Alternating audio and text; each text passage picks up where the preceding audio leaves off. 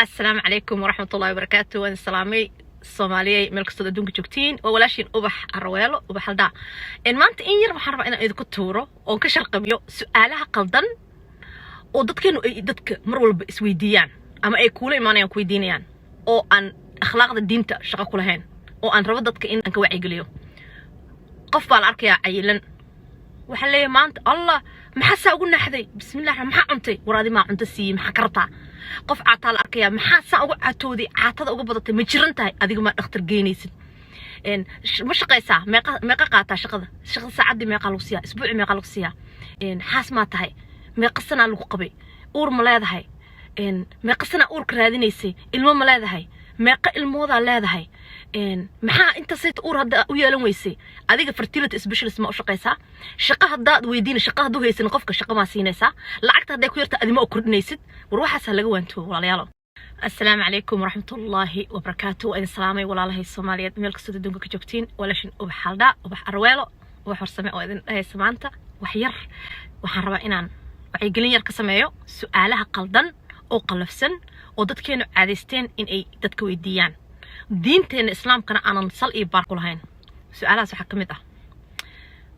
قف بالأركيا إلهي نبعي ونحسن waxaa la oranayaa bismillaahi raxmaani raxiim maxaad cuntay oo sidaan ugu naxday waad naxday ayaantan qalbiga dil weeyaan adiga ma cuntada siiyay qofkan ilaaha u nimceeyay maxaa ku galiyay ayalkiisa qofkan yaa ku yiri falanqay yaa ku dirsaday ka gudub mid waxa la arkayaa qof caata ah waxa leeyahay allah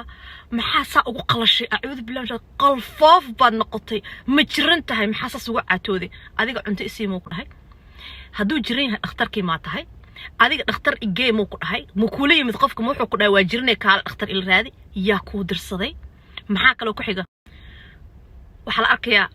qof single ah waxa la leeyahay oo imise sana joogtaa maxaa u guursan laadahay adiga waa soo taagan tahay ama gabar la arkayo waxa leeyahay meeqa sana joogtaa waaba duqoodeen ma guursatid maxaa u soo taagan tahay guumeys baa noqon rabtaa iyada ma ku dhahday nin ii raadi iyada ma ku dhahday guura u baahnay kaale ila raadi su'aashaas iyada ma ka codsatay maxaa adiga kaaga dhiga shaqo yaa ku dirsaday qalad weey waxa seeto kal qof in la weydiiyo ka gudub gabar baa la guursanayaa ama wiil baa gabar guursanaya xoogaa yar ka bacdi hadda 2-3 bilood la ka soo wareegtay waxa leeyahay haye ninkii hadii la arko gabadhii wax ma soo wadaa haye wax ma soo wadaa ofinka wax ma ku jiro deposit ma soo dhigtay application ka dartay ma la soo aqbalay wala saasa u shaqaystaan dhigayga ku maqal wallahi waa yaabanahay waxaan leeyahay dadkan war dadkaanay maxay ka hadlayaan luqad si ay ku hadlayaan what kind of terminology they using qofkan hadduu uur yeeshay iyo hadduu uur yeelan iyo gabadh hadday uur u leedahay adiga fertility specialist ma u shaqaystaa yaa kuu diray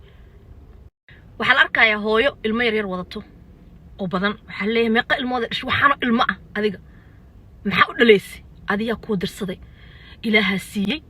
adiga kuma dhihin ilmahaanay markay dhaleysay idan ma la weydiisanin adiga tirkoobka caruurta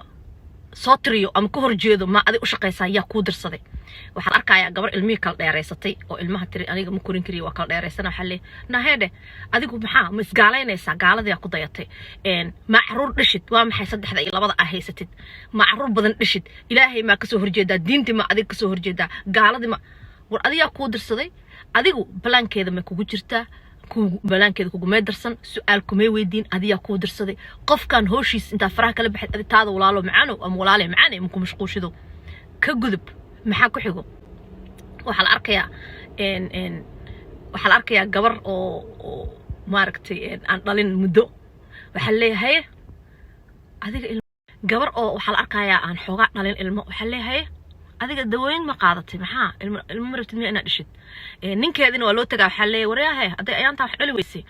mid kale guursano mid kale adiga ku dirsaday labadan qof dhexdooda shaydaankii oo soo dhex galay adiga noqonin hool ku taalana ma aha waxa la arkayaa dad oo waaridkood aniga laftigeyga igu dhacday maamo oo dukaan aan ku arkay waxa igu dhacday hooyo aaba intay jiraan wadankii aan hooyo aaba ku noqdeen oo wadankii u celinay bil mu dirtiin hada fiiriya ana ileedahay war ani dhashoodii ah ilmahoodii ahay ha waa u dirnaa meeqa u dirtiin I'm thinking like is she gonna send some more or maxaa way su'aasha intee u socotaa wallahi waa yaab waa sii fiiriyay haddana dadkan in badan baa la shaqeynay oo la yaabmayo ilaan ku dharta aniga la weydiiyay hooyada bil mu dirtaa hada u dirtidna meeqa u dirtaa I'm thinking like what is this question where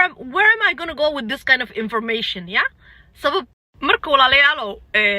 waxa lagu leeyahay guri ma uga dhisteen wadanka hadaa uga dhisid adig ma u dhisaysid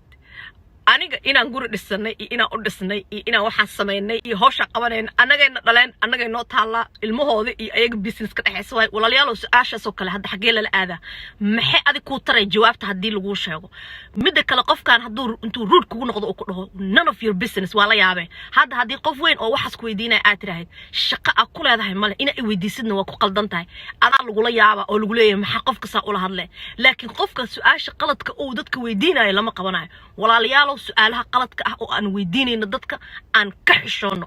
aan ogaano wax oo business-keena ah shaqadeena ah inaan faraha galno diinta islaamka ma qabto